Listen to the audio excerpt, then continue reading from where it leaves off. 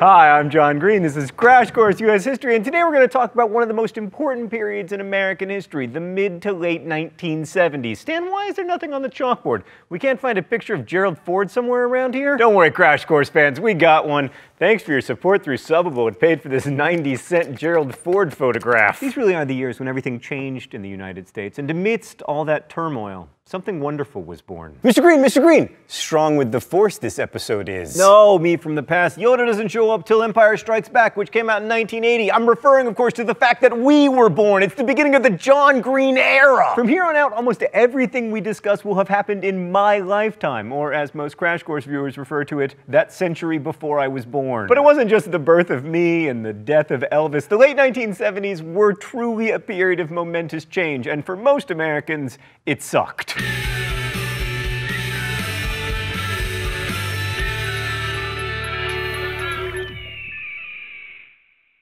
So how Americans reacted to those no-good, very bad years really has shaped the world in which we find ourselves. The big story of the 1970s is economics. 25 years of broad economic expansion and prosperity came to a grinding halt in the 1970s, meaning that our party was over. And what did we get instead?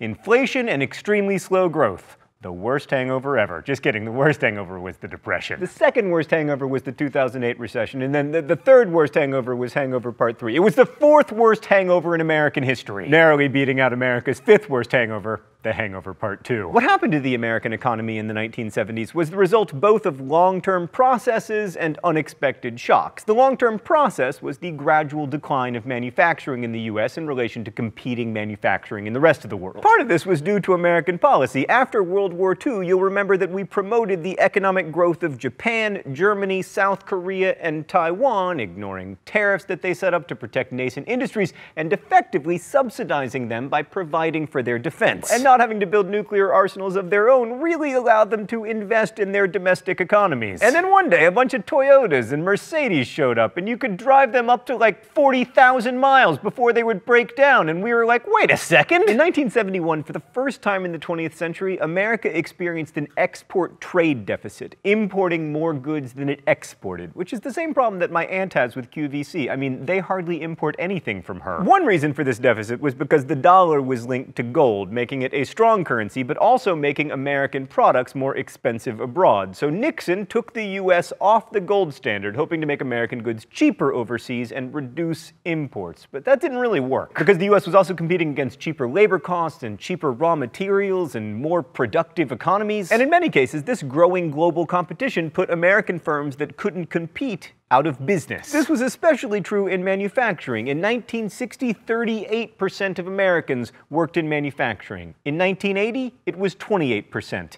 Today, it's 9. Not 9%, 9 people. Stan wants me to tell you that that was a joke. It actually is 9%. Unionized workers were hit particularly hard. In the 1940s and 1950s, unions had won generous concessions from corporate employers, including paid vacation and health benefits, and especially pensions, which employers would agree to as a kind of deferred compensation, so they wouldn't have to pay higher wages to people while they were working. And this worked great until people started to retire. So by 1970, competition led employers to either eliminate high-paying manufacturing jobs, or else to increase automation, or to shift workers to lower-wage regions of the US, or even overseas. Meanwhile, the northern industrial cities, particularly the Rust Belt of the Midwest, were becoming the empty urban playgrounds that we know and love today. Detroit and Chicago had lost half of their manufacturing jobs by 1980, and smaller cities fared even worse. As industry moved away, they found their tax bases dried up, and they were unable to provide even basic services to their citizens. I mean, with the world of Wall Street fat cats, this is hard to imagine today, but in 1975, New York City faced bankruptcy. In addition to these long-term structural changes to the American economy and our demographics, the 1970s saw two oil shocks that sent the economy into a tailspin. In 1973, in response to Western support of Israel, Middle Eastern Arab states suspended oil exports to the US, which led to the price of oil quadrupling. This resulted in long lines for gasoline, dramatically higher oil prices, and Americans deciding to purchase smaller, more fuel-efficient cars, which is to say Japanese cars. Also, prices of everything else went up because oil is either used for the production of or transportation of just about everything. I mean, with 70s inflation, this 90-cent portrait of Gerald Ford would have cost at least $1.10. The paint that covers the green parts of not America?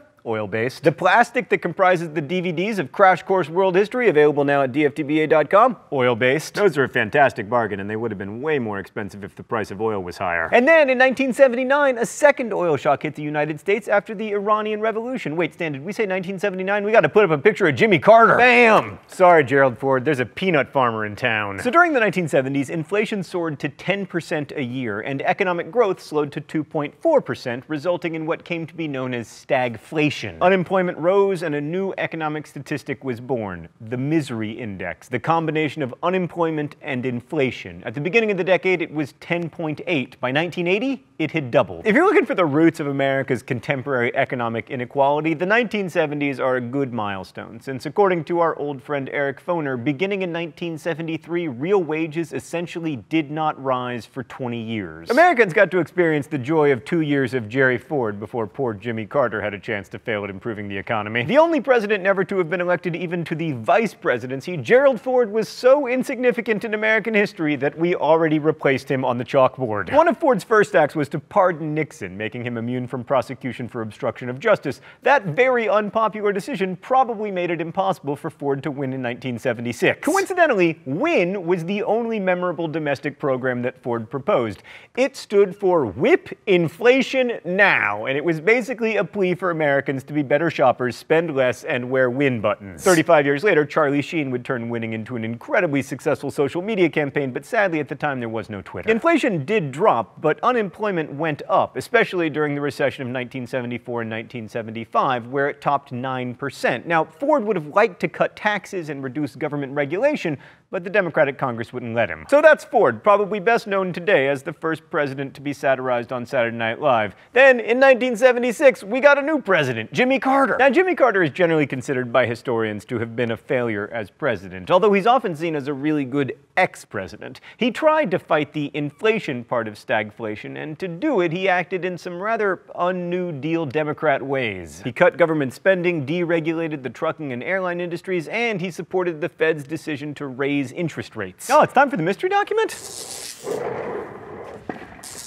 The rules here are simple. I read the mystery document, I guess the author. If I'm wrong, I get shocked. All right, let's see what we got today. I want to speak to you first tonight about a subject even more serious than energy or inflation. I want to talk to you right now about a fundamental threat to American democracy. I do not mean our political and civil liberties. They will endure. And I do not refer to the outward strength of America, a nation that is at peace tonight everywhere in the world, with unmatched economic power and military might. The threat is nearly invisible in ordinary ways. It is a crisis of confidence. It is a crisis that strikes at the very heart and soul and spirit of our national will. We can see this crisis in the growing doubt about the meaning of our own lives and in the loss of a unity of purpose for our nation. The erosion of our confidence in the future is threatening to destroy the social and political fabric of America. It's Jimmy Carter's Crisis of Confidence speech, my favorite speech ever made that also cost the president 20 points of approval rating. So Carter says that Americans have lost their ability to face the future and some of their can-do spirit. The rest of the speech talks about how Americans' values are out of whack, how Americans are wasteful and need a more vibrant approach to the energy crisis. Let me tell you a lesson from history, Jimmy Carter. You don't get reelected by telling Americans how to do more with less. You get reelected by telling Americans more, always more for you, more, I promise. The speech ultimately called for a renewal of spirit, but all people remember is the part where Jimmy Carter was criticizing them, and it's gone down as a great example of Carter's political ineptitude. Domestically, Carter paid lip service to liberal ideas like energy conservation, even installing solar panels on the White House, but his bigger plan to solve the energy crises was investment in nuclear power. And nuclear power did grow, although never to the extent we saw in certain European countries, partly because of the accident at 3 Mile Island in 1979 when radioactive vapor was released into the air. This, of course, spurred public fears of a nuclear meltdown and drove a huge anti-nuclear energy movement. Now, in many ways, Carter was more important as a foreign policy president, but as with his energy initiatives, he's mostly remembered for his failures. Aiming to make human rights a cornerstone of America's foreign policy, Jimmy Carter tried to turn away from the Cold War framework and focus instead on combating third world poverty and reducing the spread of nuclear weapons.